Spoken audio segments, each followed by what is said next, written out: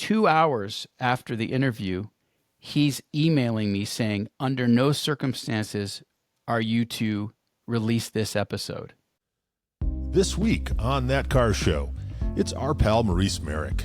Maurice is the creator and host of Horsepower Heritage, the highly regarded podcast for the discerning automotive enthusiasts among us. In the automotive world that Dan, Lindsey, and I inhabit, Maurice is kind of like a Visa card, everywhere you want to be. He's also a fantastic storyteller, a master of the craft, and a good friend. This is also the first episode of Season 2 of That Car Show, and we genuinely appreciate you joining us each week. Do us a favor and hit subscribe on your podcast platform of choice, and to tell your enthusiast friends 2026 is going to be amazing, and we want them along for the ride too. It's Horsepower Heritages, Maurice Merrick, and it's a fun one. It's That Car Show. Hey, it's That Car Show, and it's always a good time when our pal Maurice Merrick joins us. Though I think, Maurice, that this is your first time on That Car Show.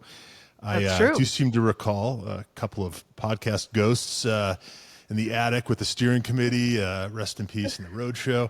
But I call Maurice the professor, and I swear I'm going to keep calling him that until everyone else does as well. Listen to any of his Horsepower Heritage episodes and you'll understand why, because Maurice comes prepared. He does his homework. He knows his shit. And even if he didn't, you wouldn't know it anyway, because he's got the voice of a man who sounds like he does. We always have a hell of a lot of fun together each year out at Car Week in Carmel. In any case, welcome to That Car Show, Maurice. We're glad to have you here. Such kind words, Ryan. Thank you. This is going to be fun. I've been looking forward to it. And yeah, we've been around the horn a few times in the podcast world. You've been on my show. I've been on your several shows. And so, yeah, this is going to be fun. Well, I think we finally have the recipe that works with Lindsey, Dan, and now Michael on board too. So yeah, but third time's the charm. You know, I think you have the recipe too. You're just yourself, right? And that makes it easy sometimes. No scheduling conflicts. No, I have no one else to blame. That's the key. There's that too. But well, what's new, man? Last time we saw you was in Carmel. Podcast has been killing it. You've had some great, fantastic guests. But yeah, it's you've been doing the show for how long now? A little over 5 years. I hit the 5-year mark in July. Congratulations. Happy anniversary. Yeah. That's an achievement. It's not a sprint, right? No. It's not a sprint. When I started doing this, you guys, the rule of thumb that I got from some veteran podcaster was 100 episodes and 3 years. That bar is actually much higher than that. Yeah. It's more like 150, 200 episodes. Yeah. We're at a disadvantage in podcasting because we can't go viral, right? Like, it's not a social media app. There's no algorithm behind it. Your audience, but that's also a good thing because your audience grows organically and you're more likely to retain that audience.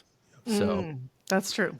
And by the way, thank you for you've given me several shout outs on the show in the last, year or so. And I really appreciate it. It's always nice to hear.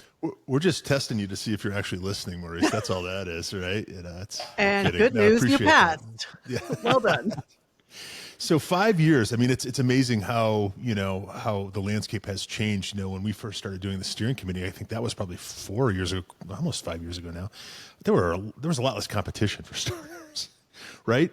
Do you remember you couldn't go in and buy like a turnkey podcast sort of setup? You had to cobble something together from Guitar Center. Like, it was a very different thing. And now everyone's got one, right?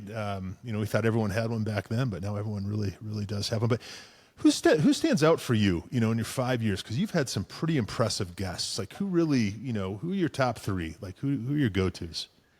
Boy, there are so many great ones. I love talking to authors. And I've had a number of authors, even some New York Times best-selling authors on the show. Just off the top of my head, Douglas Brunt, who wrote a book. Oh, yeah. Yeah, he wrote The Mysterious Case of Rudolf Diesel. Yeah. All about the man who created the diesel engine. And Doug's fantastic. He has a new book coming out soon, and we're gonna have him back on the show. Very excited about that.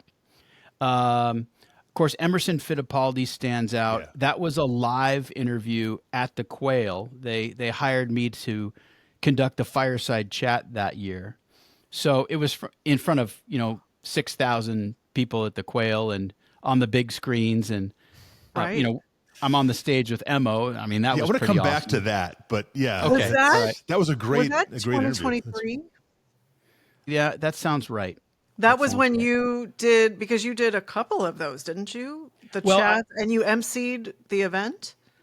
I've done some stand-ups to camera at the Quail. They've hired me to do some color commentary, strolling around on camera, talking about different cars. I Sure. love doing live events. It's something that I get hired to do from time to time, doing roundtable discussions or presentations in front of an audience, interviews, and it's a rush. I love it. I love the immediacy of the audience response, so. Right. You actually get feedback as opposed to podcasts where it goes out and you hope people laugh where you want them to laugh or get what that you Right. want them to get, but you don't know when you think about doing it in front of a live Exactly audience. right. You know right away. Right. There's other guys like Colin Comer who, Oh, Lindsey, yeah. I know Colin, big Yeah. Shelby guy, fantastic. He's got, I don't know how many books Colin has written. I'm I sure don't if you know. stacked them together, you could easily stop a 50 caliber bullet. But Right. there are just so many. And after over 150, gosh, I'm on, actually, today, episode 161 dropped. Oh, wow. So now yeah, now you can just coast, right? Is what that podcast veteran was getting at, right? You're good now. You're off the Never. hook.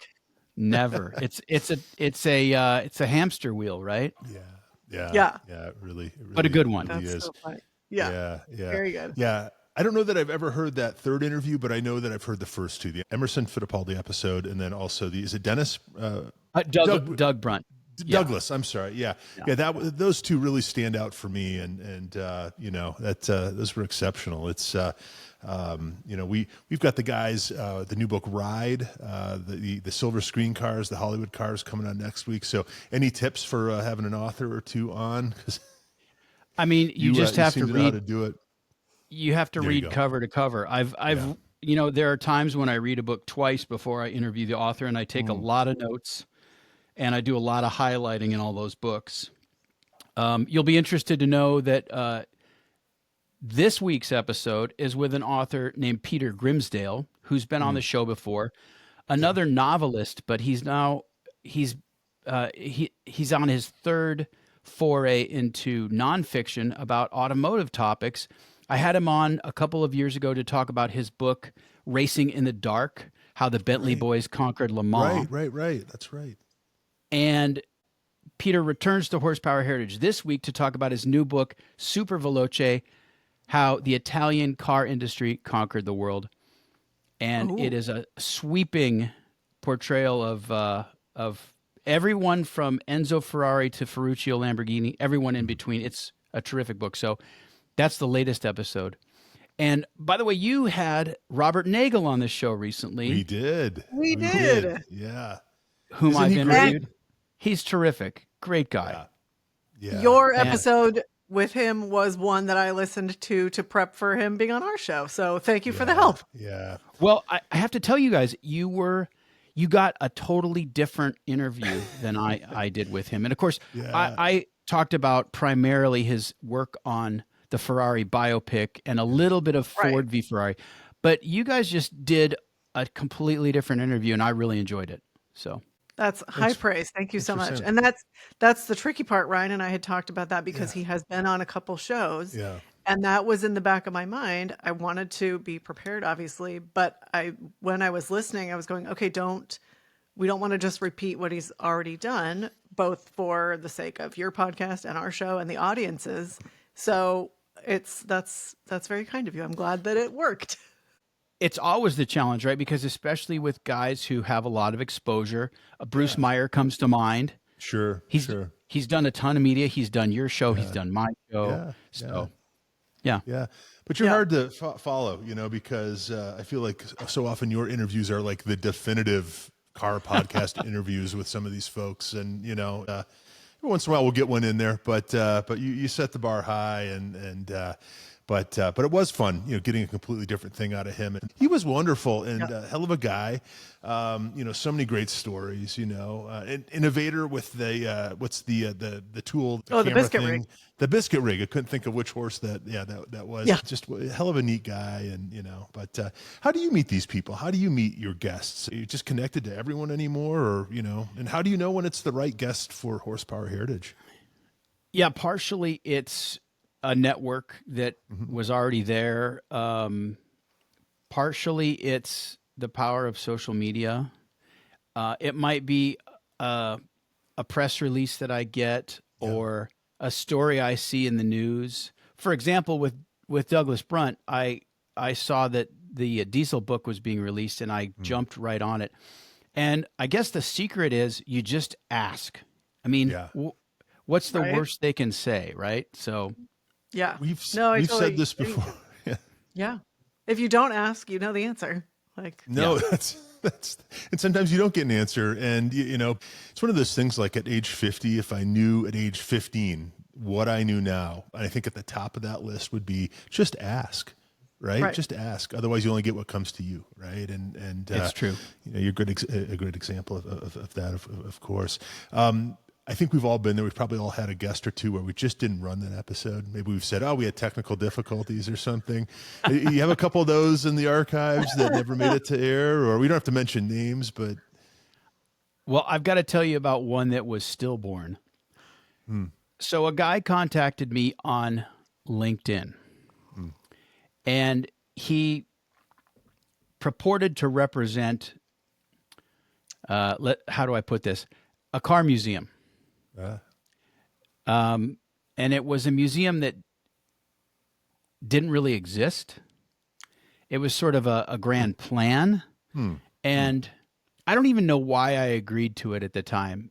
But when the time to record came and he logged on, it was like the guy had just gotten out of a mental asylum. I mean, he was disheveled. It was as if he just rolled out of bed. He wasn't prepared. He's running around an office with his phone and doesn't have a microphone, doesn't have a place to sit. The room is full of echoes. Like everything that we try to prep our guests to do, he didn't do any of it. Yeah. And I said, you know what? Let's do this another time. And that's the last that's the last I've heard of the guy. So there are those. I can't remember an episode that I just kind of left in the can. Yeah. So did you know ahead of time that the museum was still in the concept stage, or was that a surprise? Was that yet another surprise at the time of recording? I knew that, but there were some bona fides, and sometimes it's hard to kind of vet these people. Yeah. And it's seldom that you can't vet them, but in this case, it obviously didn't work out. And there's another guest, by the way, that I had who I interviewed in person, and 2 hours after the interview, he's emailing me saying, under no circumstances are you to release this episode. Dun, dun, dun. I mean, it was great stuff that we got. Wow. It was a fantastic interview, I thought. And it's very mysterious why the only thing I can pin it down to is he talked about a few very prominent people in the car world. And I think he thought that he had maybe said some things that they would be unhappy about. That car show is brought to you by Sheffield Watches. Sheffield is the storied watchmaking brand that was revived a couple of years back by our good friend Jay Turkbus, and it's seen wild success in both the car and watch enthusiast communities.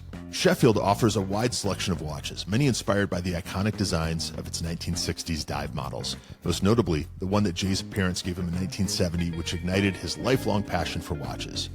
Sheffield watches are high quality, reasonably priced, and a great value. Sheffield has truly become the car guy and car gal's watch of choice. Order your Sheffield watch at sheffieldwatches.com. Give them a follow on the gram at Sheffield_allsport_watches and tell them That Car Show sent you. Okay. And so he just decided, I don't want this out there. So I haven't released it, that's fine, whatever. You're a man of your word. You guys, I'm always about 3 episodes ahead of release. So I've got a few in the can at any given time. So not a problem. Not a problem. Yeah. And you got a good story out of it. Even if you didn't get an episode, you did get a story. Yeah, that's incredible. You wonder what changed in that 2 hours or what have you. I've done. I've had a whiskey or two on a podcast, and I've woken up in a panic. At about 2 a.m, wondering what I said on someone else's show. I get it, but that's I don't know, maybe that'll go out to the Patreon folks in time, huh? That's someday, sometime in the distant future, it might see the light of day. We'll see. Okay, right on. You have to wait for everybody included in the episode to pass away, and then it can go out. Yeah, that's pretty much it. Yeah, then it will be declassified. Right. Yeah. That's so amazing. I've had a couple people, who I said you were coming on the show. I find Maurice fascinating. Would love to know his story. The mustache, he's kind of a man of mystery. So what is the Maurice Merrick story? Where'd you grow up? Give us all the dirt. What did you drive when you were younger? How you got into this thing? What? Boy, I'm glad I did my mustache maintenance today. I mean, we are too. Please. Thank you. Grew up in Arizona. Well. Yeah. Oh, Arizona. I don't think I knew that. Grew up in Arizona. Was a television producer for some time in LA. Have always been a car guy since I was about 8 years old. And I didn't come from a car family, but my Uncle Dave is the guy who really got me interested in cars. And, he had a number of interesting cars over the years. He's the guy who taught me how to identify old cars, because especially pre-war cars, they all kind of look alike, and Uncle Dave kind of taught me the difference between a 39 Plymouth and a 39 Ford. Okay. And oh, that's cool. Went to car shows with him, just began to, learn a little bit more here and there. Through high school, I had BMW 2002s. Yeah. Oh, that's that fun. I knew. And that's a cool, cool car to say was your first car. Yeah. Really fun. Lots of fun. And after that, somewhere along the line, I got into series Land Rovers. And at the time, I remember that I was thinking, a car, a road car is fine, but you can really only stay on the road. Whereas a Land Rover, you can go anywhere, right? And that was part of the attraction. So have spent a lot of years, 30 years now in Land Rovers. But my automotive tastes develop just like everyone else's. And, there's an Alfa Romeo in the garage now. There's a 31 Ford Model A Roadster in the garage. Nice. BMW motorcycle, a 73 R75/5. And I'm not sure what's next in terms of car acquisitions, but it'll be something oddball. Just none of those really kind of fit together, right? It's kind of eclectic. Yeah. And I like that. Yeah. Well, it reflects you and your interests. I mean, I think those are the best kinds of collections because it doesn't the theme doesn't have to be a traditional theme. It can be, this is what I love. And I think that's what makes it interesting too. Yeah. And I like having cars for different occasions. Right. Yeah. Don't we all? Speaking of which, Ryan, Lindsay, what would your perfect 2-car solution be? This is the big question, right? It really is. Yeah. We just talked about this because I was telling the guys, probably in the last few months, I've noticed that I'm moving through the world wearing 2-car solution glasses. Like, I'll see 2 cars together and it's like, oh, this is the funniest thing. Like the most recent one is the full-size Range Rover and a Mini Moke was the funniest one I've That's seen a good recently. one. I was like, that covers a lot of bases. Yeah, It does. Yeah. Are we talking cost no object, or do we have any limitations here? Modern, vintage? I mean, I would just say realistic within your budget, right? Because well, that cuts out. That cuts out what I had in mind, Maurice. But a little more challenging that way, though. No, I know, True. yeah. I mean, I could probably argue that what I have, I only own two cars, and I've got a Polestar and I've got a GT4, and that covers all the bases. The Polestar has Right. 440 horsepower, whatever. It's all-wheel drive. It's flies under the radar, doesn't look like anything, right? But I like it. It's like an old 124 Mercedes or something, or an old 240, Sure. Volvo. It's kind of got that vibe about it. And then I've got the GT4, but I think, if I was bringing a little more money into the house, I would have a GT3 Touring, a 9N 1.2, and some sort of G-Wagon. I think that would be my ideal solution. That's kind of where my head is. Vintage might be something completely different, right? But what would yours be, Maurice? Because I have an idea, and one of them would probably be a Land Rover, but you tell us. Well, I've spent a lot of years behind the wheel of a Land Rover, and Yeah. it's kind of I've already trod down that path, right? Yeah, So, yeah. probably a 70 911. Okay. Yeah. And why is Love- 70? Long wheelbase. Yeah. I think it's a sweet spot, Okay. That would be one. That would be my vintage, and they're super reliable, of course. Sure. I really like your G-Wagon idea. That would be a fantastic Yeah. second car. Yeah. I don't Maybe an know. old I don't know one, if that's absolutely, and I don't know if that's necessarily a perfect two-car solution, but those are two cars I have yet to own. I have friends who've had G-Wagons, vintage G-Wagons. I've been a passenger in them. They're terrific. They're cool. Dead reliable. Yeah. Great Mercedes engineering. Even though they're technically, Mercedes acquired that from Right. Steyr Puch, right? But yeah, no, I think that's a great two-car solution. I do love Italian cars, though. I have to say, my Yeah, Alfa is just so much fun. And that's new for you, right? That's new as of this year, a new acquisition. Yeah, it is, and I just love it. It's a '60 Giulietta Spider. It's what Alfisti call an abnormale, Okay. right? Because the Normale was the just 1300 cc single carb, right? The Veloce was the twin carb Okay. performance model, but the Abnormale is an Alpha that's had an engine swap or that's been breathed on. So mine has a 1750 twin Okay. cam and a 5-speed. Nice.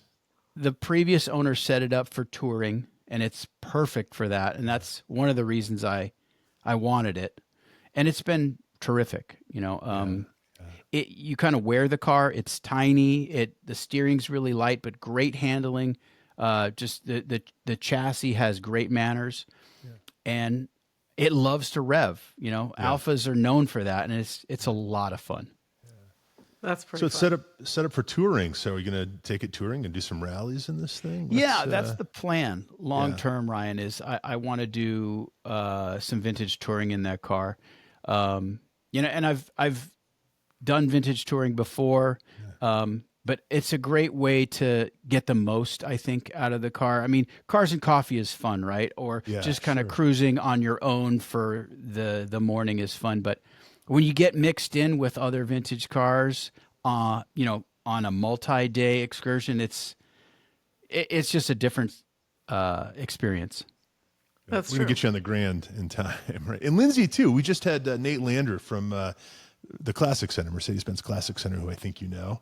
And, Michael Lasasso was on with us. And I think Michael's been on, 5 Grands. I've been on 3 or 4. And we asked Nate, who I think is younger than both of us, how many Grands he had been on. And he said, well, it's 21 or 22, But, we need to get expert. you on and Lindsey on. And, it's just such a great concept, right? I mean, not just the Grand. The Grand is wonderful, but, any number of these rallies, these tours, it's just such an opportunity to check out and really, get to know your car. And it's just, they're wonderful. And speaking of that, let's talk slow Baja, because that looked like one hell of a big boy adventure. What is slow Baja? I want to do it, but I just know I want to do it. It looks amazing. But we need to know more. What is this? It's off-road. It's obviously not competitive with a name like Slow Baja. I saw you eating tacos, camping out on the beach. What is this? All right, well, let me set it up for you. So, Slow Baja is the brainchild of my pal Michael Emery. Michael went to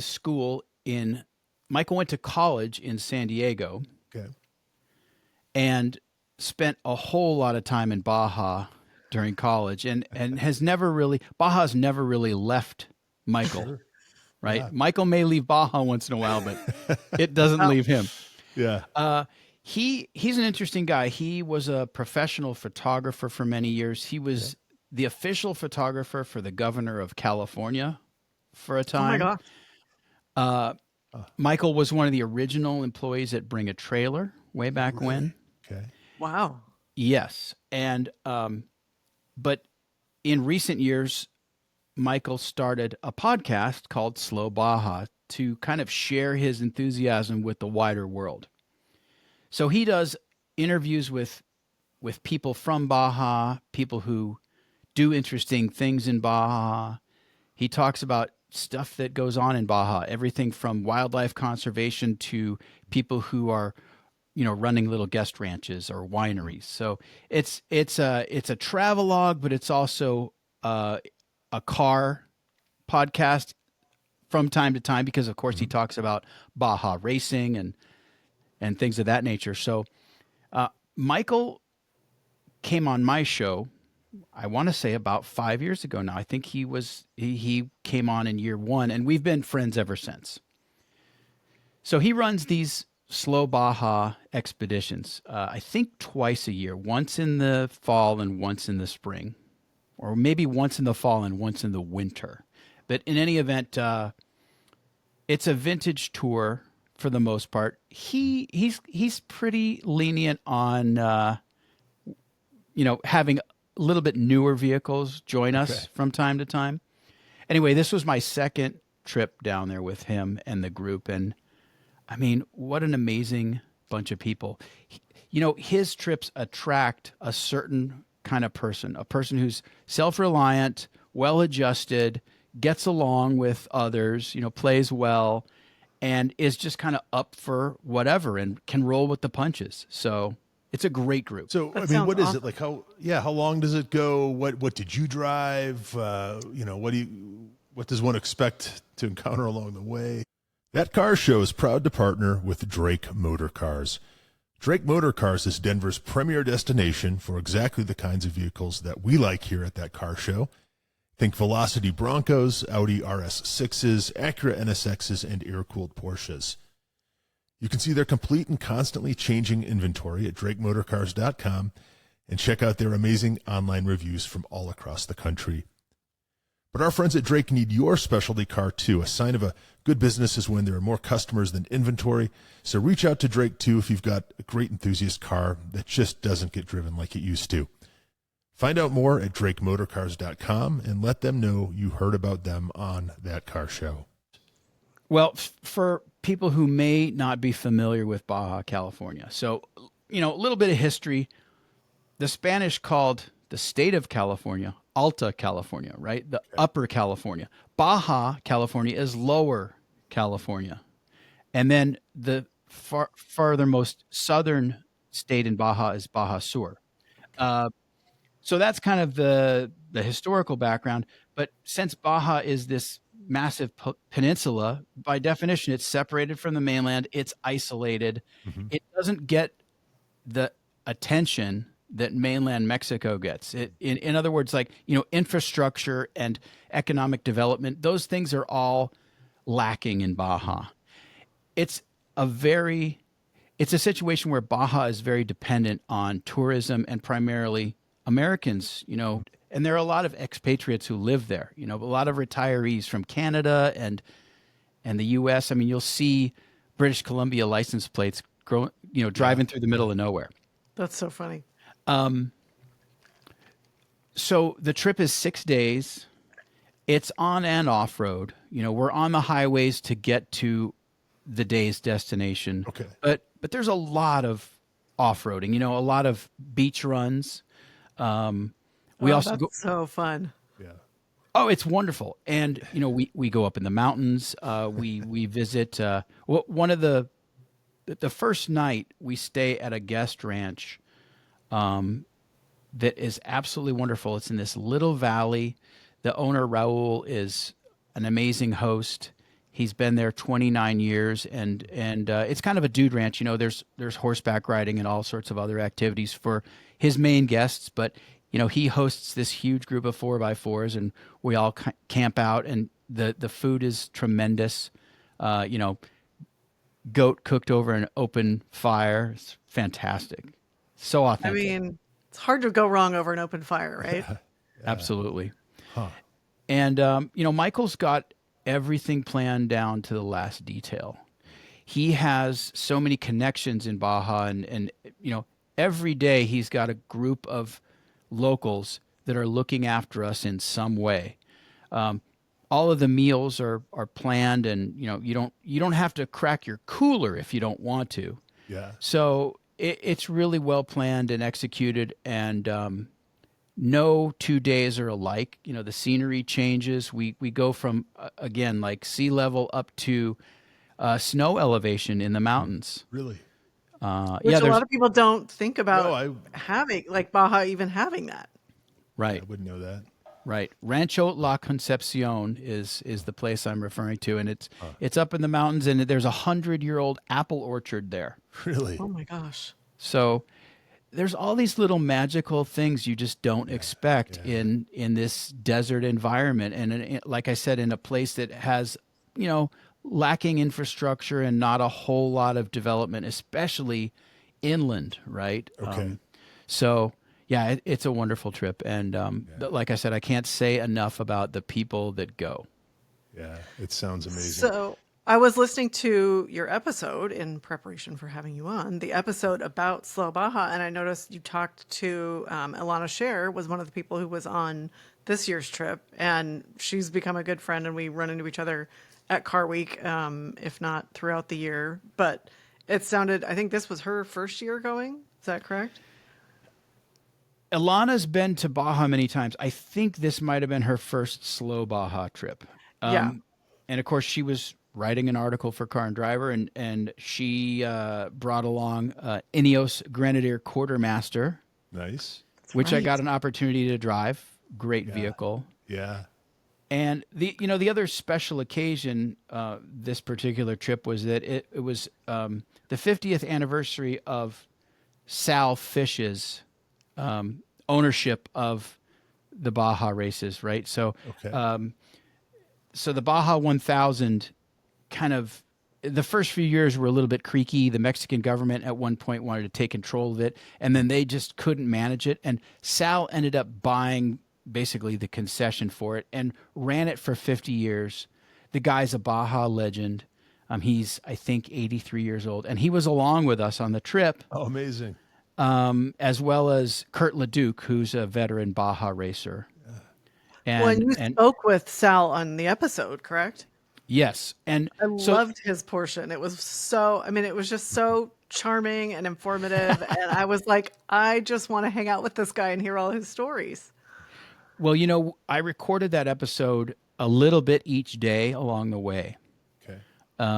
And surprisingly, or maybe not, it was tough because everybody's so busy the whole time. I mean, if we're not driving, we're preparing camp, we're eating, we're socializing. So it was kind of tough to catch people at the right moment.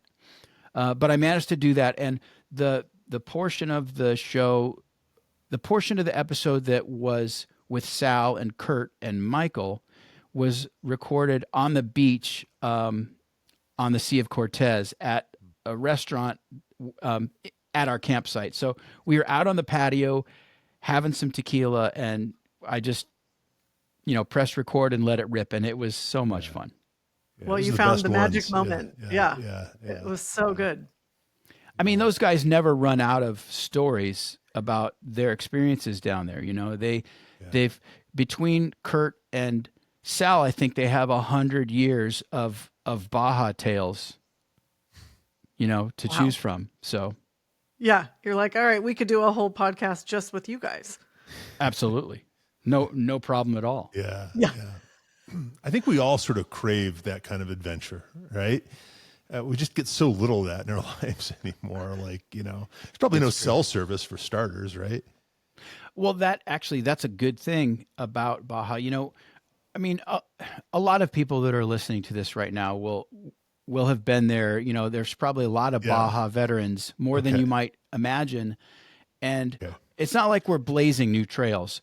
Baja is a known quantity, but the experience is still really pure, I think. And the lack of cell service is great because you get to tune out. It's almost, for an American, it's like living in 1990, right? You just get to disconnect and enjoy what's going on around you. Yeah. What's that like? We have to remind ourselves. We I were know. marveling the other day about, pre-cell phone life and how our parents would just drop us off at the mall to go see a movie. And then you have to go find the payphone to call them to bring you home. But it worked. It absolutely did.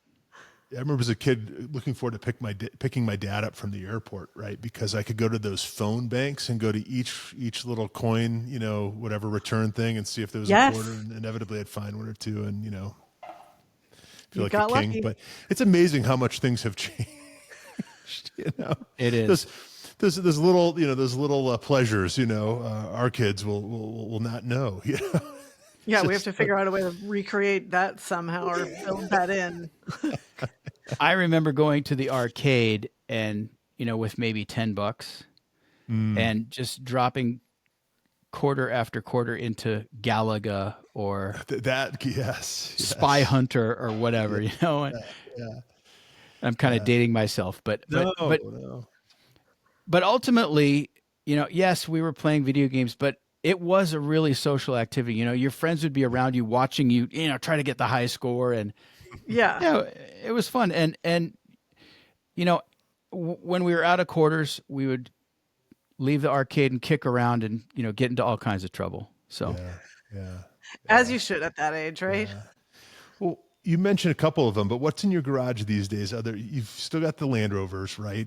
I have a 1960 109 station wagon. That's a long wheelbase, 5-door.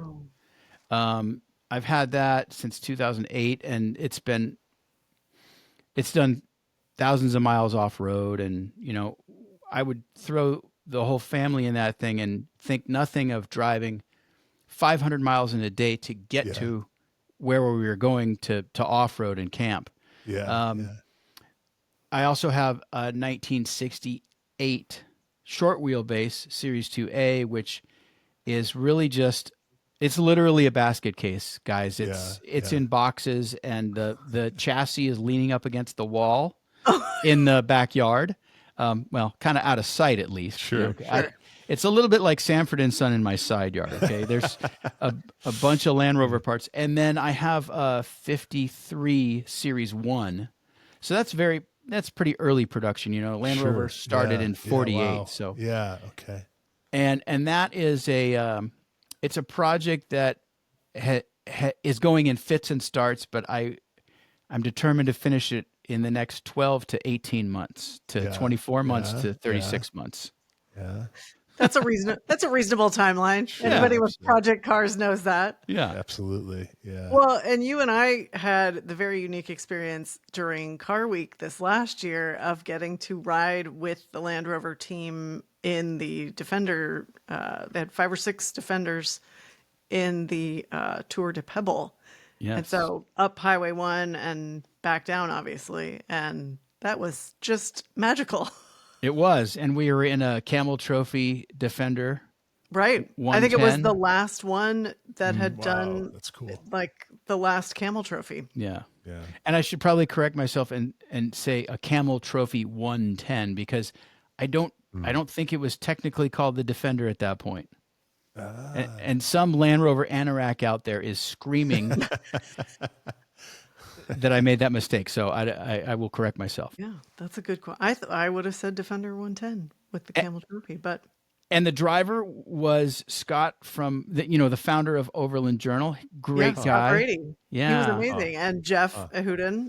who does Yes. the PR for Land Rover in North America. He was with us too. So Yeah. we had a pretty fun crew. We had a great crew.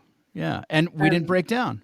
we Yeah. didn't, none of us broke down, which is an amazing testament to the Defenders. And yeah, it was just the weather could not have been better. It was unbelievably spectacular and definitely, pinch me moments just getting to be in those cars on that road.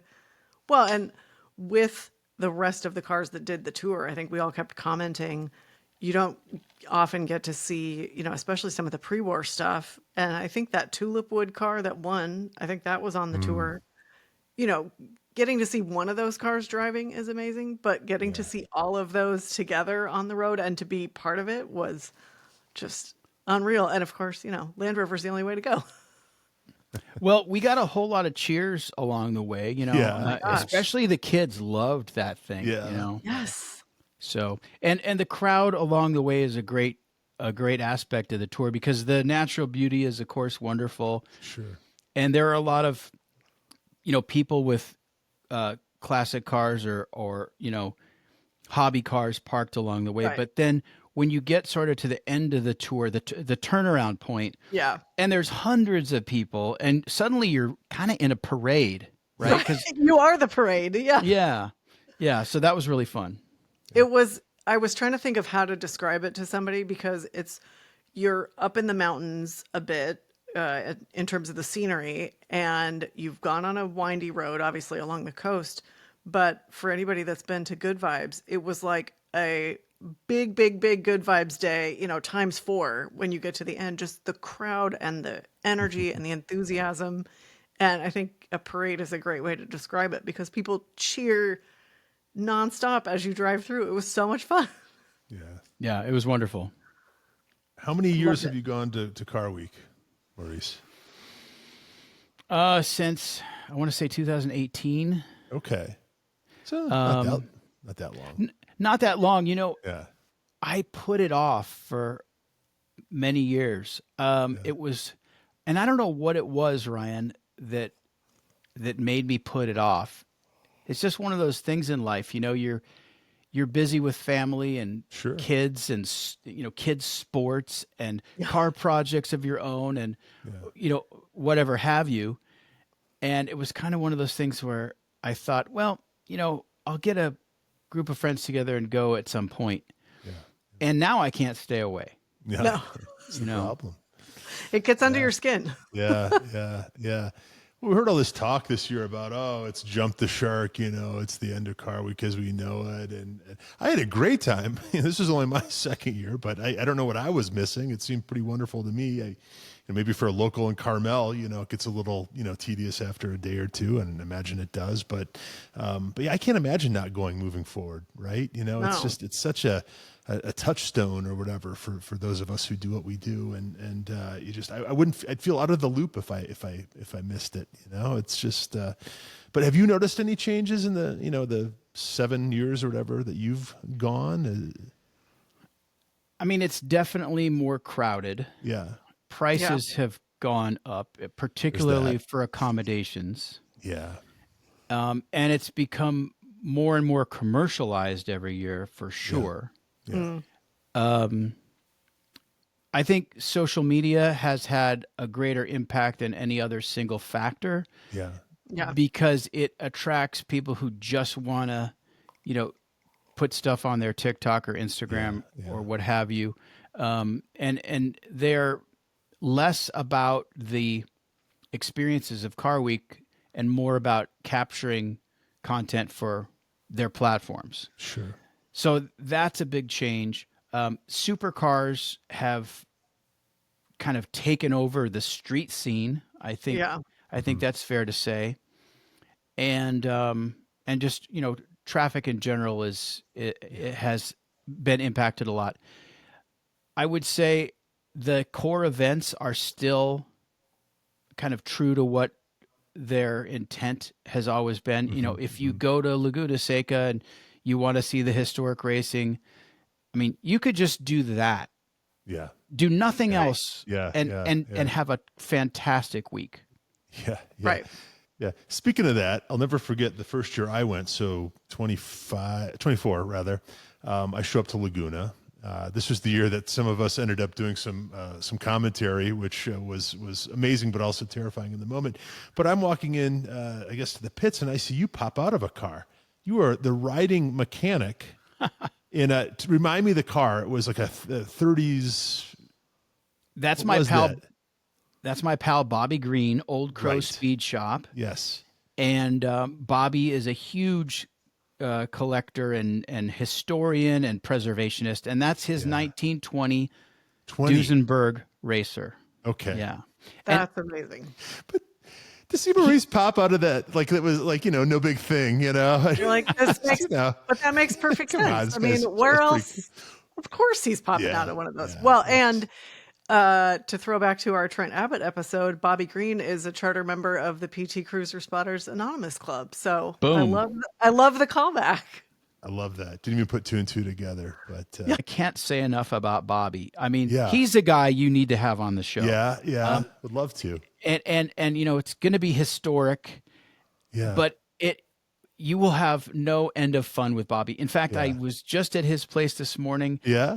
He sold me a set of 35 Ford wire wheels for Amazing. my Model A and Or something. Yeah. for my Model A Roadster. Yeah. And in fact, I spent half the afternoon, sanding them, getting them ready for paint, and they're going to go on the car this week. But yeah, Bobby's definitely would be a good get for you, and I can make that happen. That would be Well, amazing. it Yeah, pays thank you to know very the much. right Would love people, it. huh? Yeah.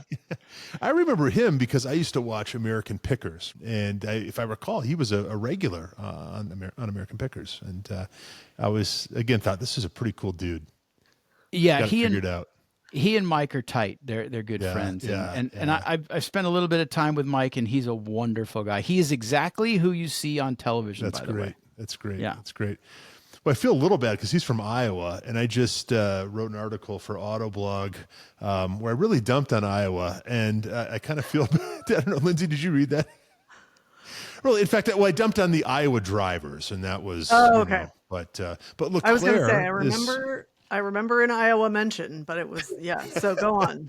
For those So I that feel like haven't had a chance to read it. Yeah, I need a redemption or something, amongst my Iowa people. But Ryan, what is it about Iowa drivers? well, I'll tell you, there was a scenario in the article, but they like to sit in the passing lane, usually in a Chrysler minivan of some sort.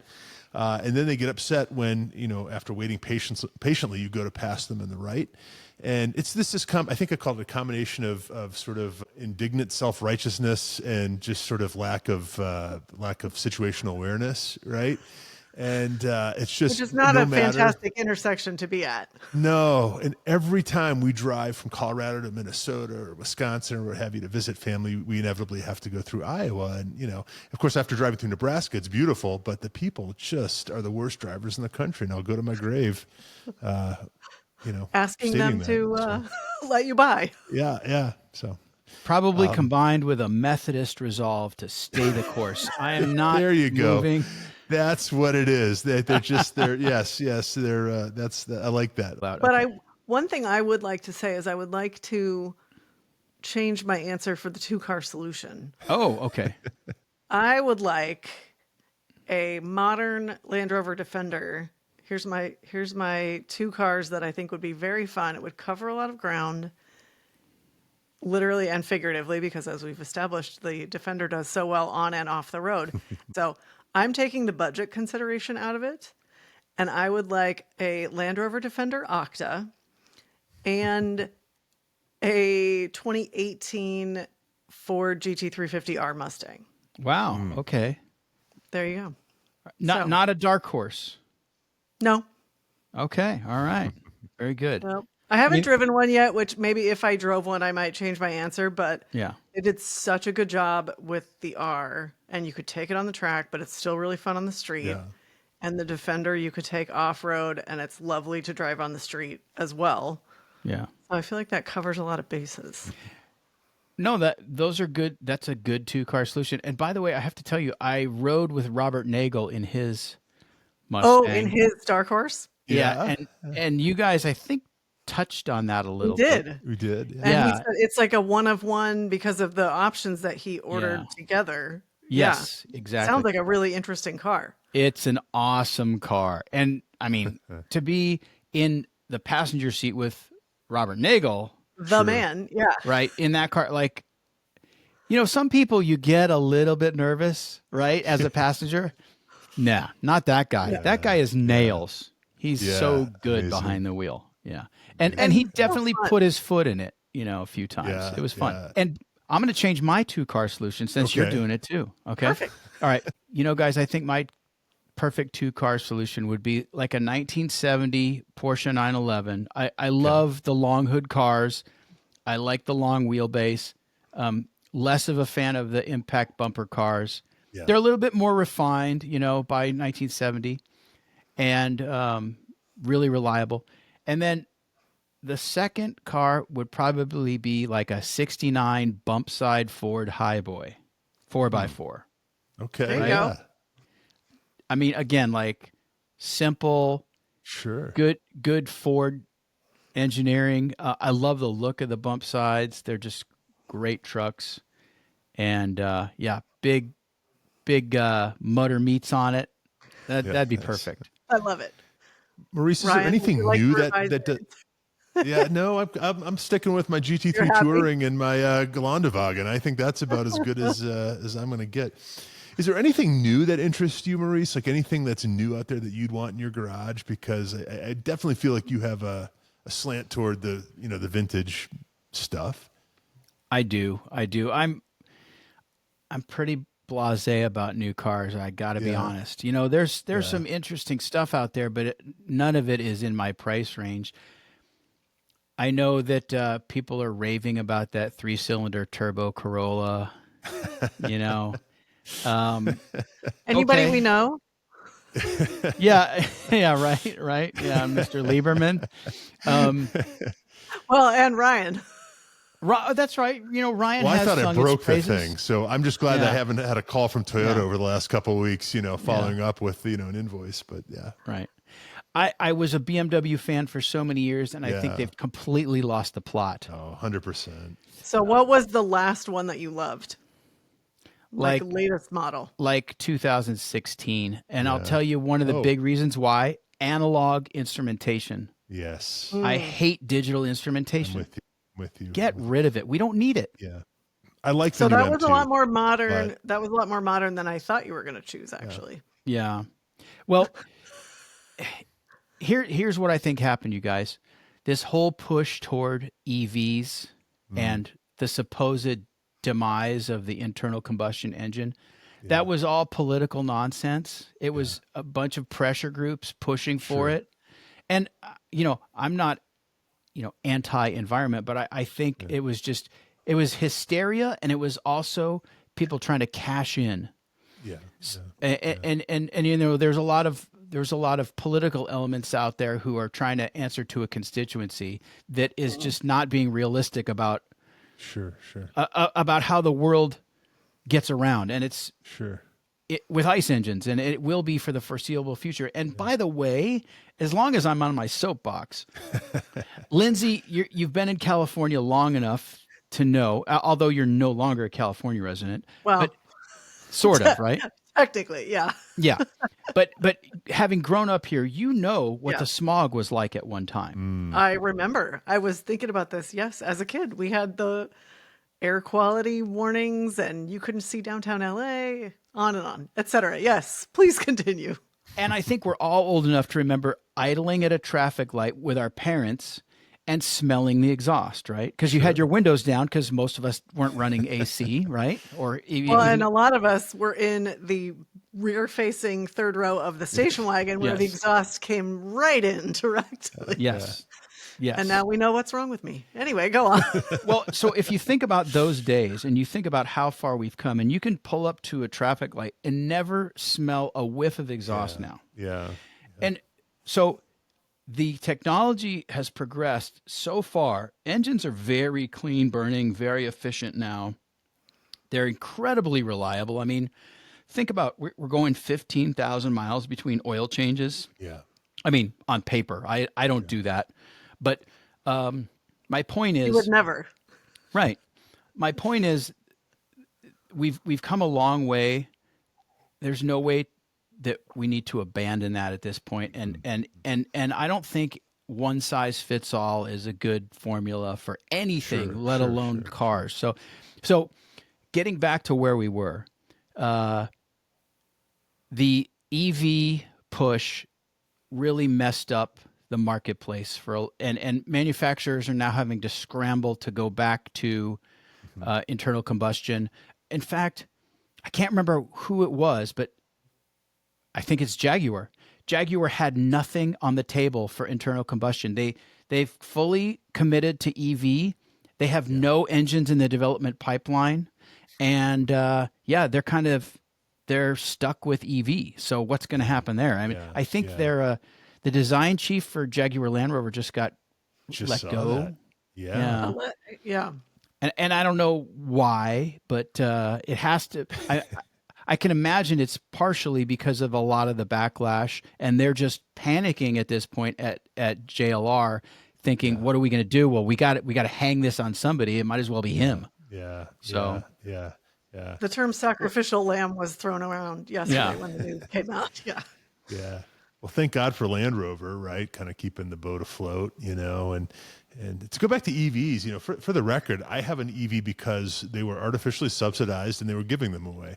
And that is the reason that I own one, and I do think it's a wonderful sort of around town conveyance, but the environmental stuff, and I like the environment, but that never even factored into it for us. It was literally just the price and the performance, and we needed a car, I do appreciate that both of you have felt the need to preface your statements with, I do enjoy the environment. Yeah. I support the environment. Let's be clear. Poor Jaguar, though. Like, I'm trying to say it like you Jaguar or whatever. We need Dan here to say, thank God for Waymo, right? Because where would Jaguar be without Waymo at the moment? Those are the only times I ever see new Jaguars are when they're dressed up as Waymos or whatever. So no kidding. It's. I considered the BMW i3 when it first came out. I mean, I'm not opposed to EVs. I do a lot of driving, and it made sense. Except the range was at the time 85 miles or something. It was not much. Maybe it was 185, but it was pretty abysmal, and I would have had range anxiety and problems. So, and there was no charging infrastructure. Sure. It's I would definitely consider an EV in the future. But I'm also a long-term owner. I keep my cars for 10 years and 200,000 miles, and I just maintain them and I enjoy them. And so I don't trade up very often. So I guess it hasn't really made economic sense for me to go full EV. I think Toyota's doing it right. Out of all of them, gas electric hybrid. Yeah, exactly. Yeah. So, well, that hydrogen model didn't go very far. no, true. No. Yeah. And Why are they BMW still pushing the hydrogen thing? Because the Well, only I place to think- see them is in California for, obvious reasons. Well, and there was I was aware of where there was a hydrogen station was it the Aria when that came out? Yeah, the Aria and the Mirai, right, are the two. The Mirai, that's the one I was thinking of. But yeah, there was, because I remember hearing about this. I'm like, that's great. Where do you get hydrogen? But there was one station that was open in Orange County that I was aware of. I'm like, it'd be an interesting experiment. That's a California thing. Some manufacturers have decided to sort of anticipate where California is going to go. And we have a dearth of refineries here, as you know. It all has to be refined here in the state of California, which drives the price up. And so I think, car makers are just trying to figure out what's California going to do next, and we have to be ahead of the curve. So a couple have opted for the hydrogen experimentation. BMW was experimenting with hydrogen, I think, as early as the late 80s with Is that right? They had a 7 Series hydrogen project, if I recall correctly. But I think if anything happens to change all of this, it will probably be some sort of synthetic hydrocarbon fuel. And Porsche is really, really behind that. I know as well. That said, I just have to share / brag that I had this Genesis press car recently. So I didn't feel bad putting 85 octane in it. But that 85 octane, I paid $1.82 a gallon. Wow. $1. I haven't paid that since high school, guys. $1.82. $1.82. Oh my gosh. Well, do you guys remember when gas prices really went crazy and the pumps would shut off at $50? Yeah. Before Yes. the stations accommodated. Yeah. Yes. I remember in high school paying $1.25 a gallon. Okay. And, when you're a high school kid, that's not, to fill up your tank, it's a little bit of an expenditure. At least it was for me, working a minimum wage job for $4.25 an hour. So sure. But, yeah, that's a chunk of it for sure. And it adds up. Yeah. What was that job, Maurice? I'm just curious. What were you doing in high school? pumping gas.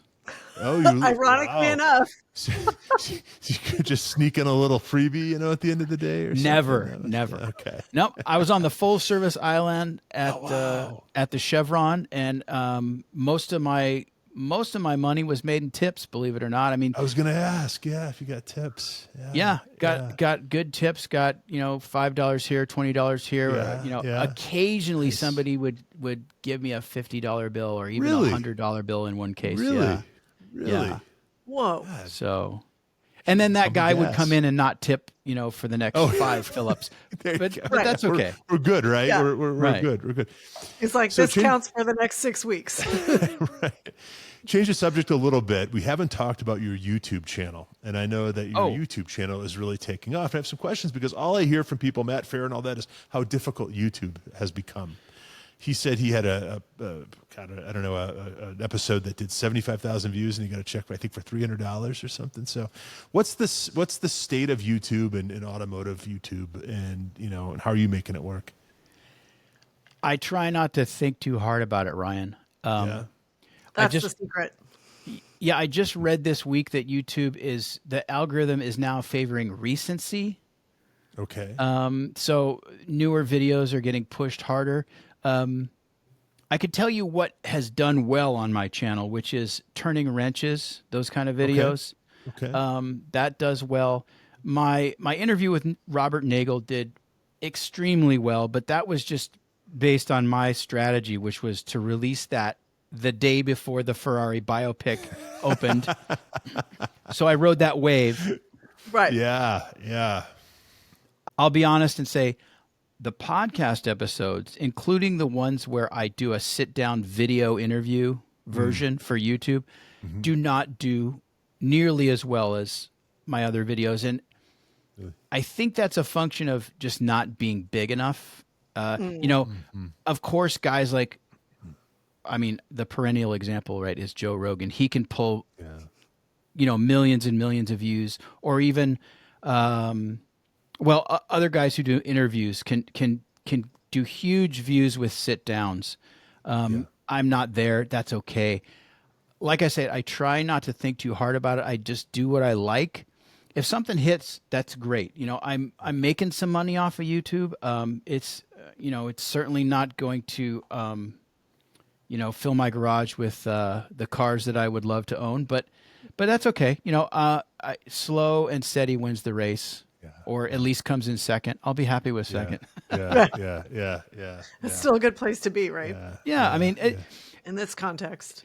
It's a ton of work, you guys. I'm putting out a podcast episode every 2 weeks. Originally, it was a weekly show, and I think one of the reasons I changed to a bi-weekly podcast release is it gives listeners time to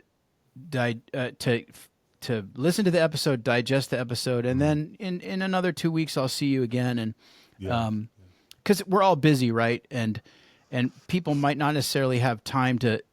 I think what I'm getting at here is, if someone hasn't listened to your show for a few weeks and they see like, oh my gosh, there's like 3 or 4 episodes or what have you to catch up to, I think they're less inclined. I think they feel like that's sort of a barrier, and they may start to tune out. It's a psychological trick.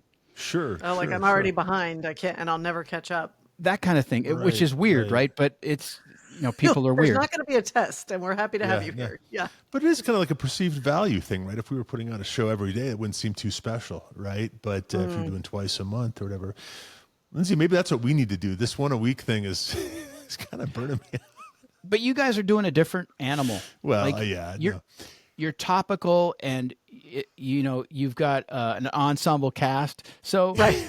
it's different, and I think it really works for you. I think you've thanks. found the right formula, if there is a formula. So have you. And this is it. Yeah. But so have you, and I do look at your episodes as sort of these like little jewel box things, right? Where they're well researched, they're well edited, and there's not a bad one in the bunch, right? They're just these highly polished little things that, it's pretty wonderful horsepower heritage. You got a good thing, and I appreciate that.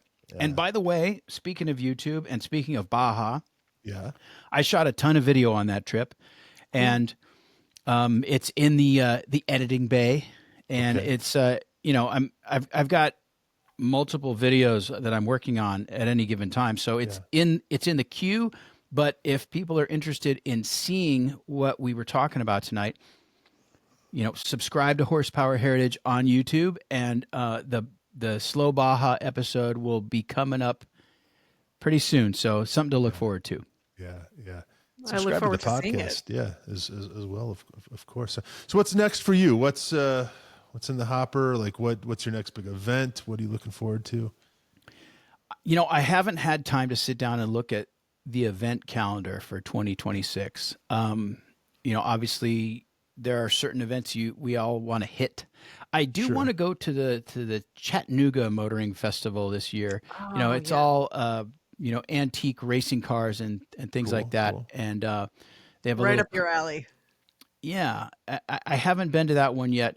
I would like to get to Goodwood next fall for the revival. I have yet to do that, and that's kind of the pilgrimage that we all have to make if we're really into the old stuff.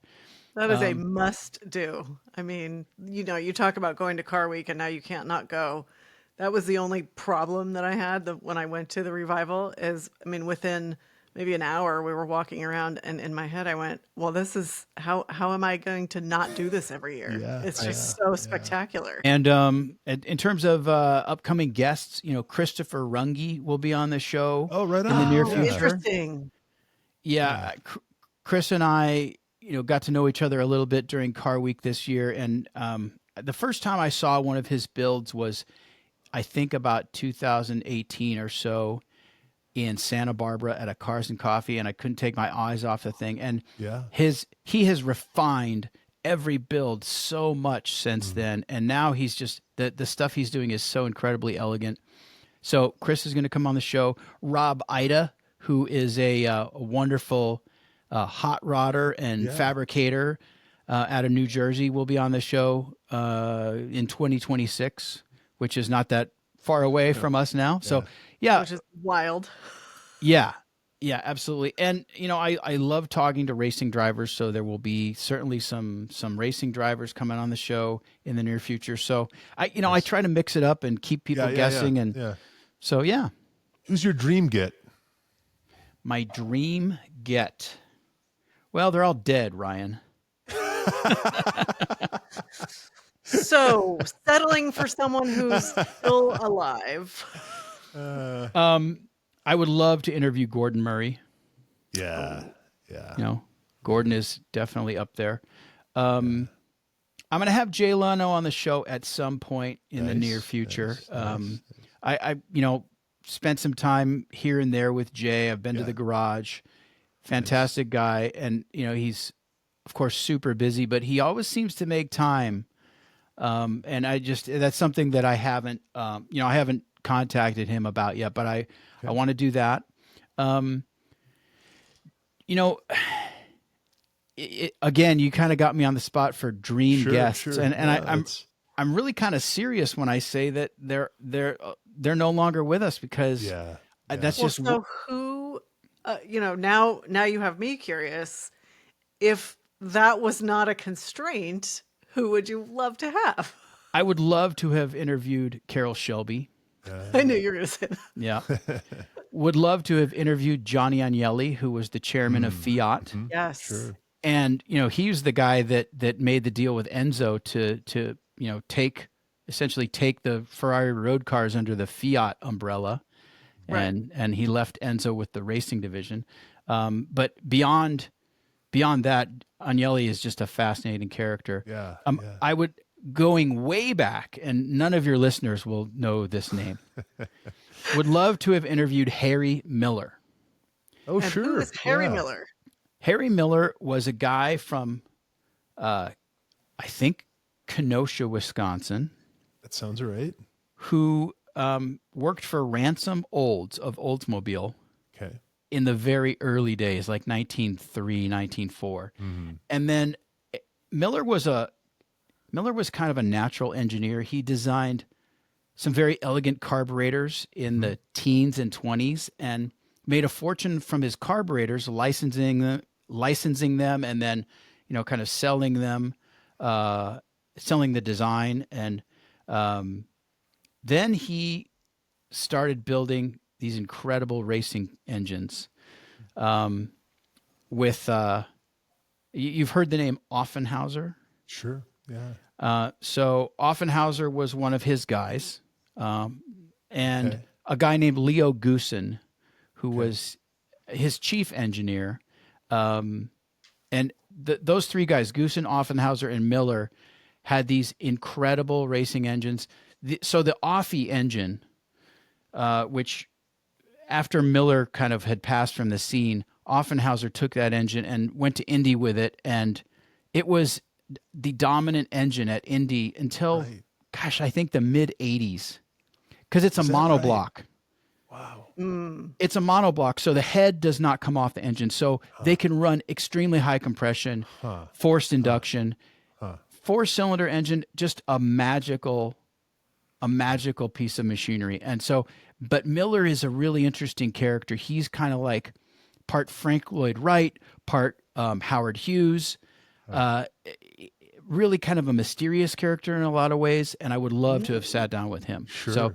But we're talking ancient history right now. I mean, but see, this is what I love, because you can tie all of this together to the present day. If you just kind of follow the family tree and follow and start pulling on threads, you will find stuff that is relevant today, but the roots of it are in the 1910s, 1920s. Yeah. So yeah.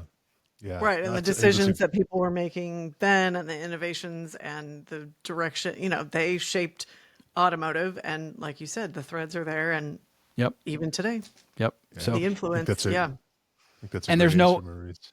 thank you. And there's no end to it. I mean, that's what the beauty of this is. Like I'll never run out of subject matter. So Yeah, absolutely. You ever thought about writing a book? Has there been a book? I have, and I will. And I'm not sure what it's going to be yet, but that is one of my goals. I'm going to write an automotive book. I am glad to hear that. So thank you. Well, then we would like you to come on as an author once the book is written, and we will talk about it. Happy to do so. Yeah. Well, Maurice, thank you so much for joining us. It's always a pleasure to talk with you. So glad things are going so well. Look forward to hanging out again before too long. Any Colorado plans? Just I know it's something you've talked about. Hey, you know what? You build it and I'll come. Okay. All right. We're going to make that happen in time. Yeah. All right. That's another one we have to add to the calendar, right? That's right. For me, Well, you have done it, but yeah, no, you got to get out here too. Maurice Merrick, Horsepower Heritage podcast, YouTube channel. Gentlemen, can't thank you enough for joining us tonight. We're That Car Show. Until next time, Lindsay. and remember, always be driving, and we'll see you next week. Thanks for joining us. Thanks.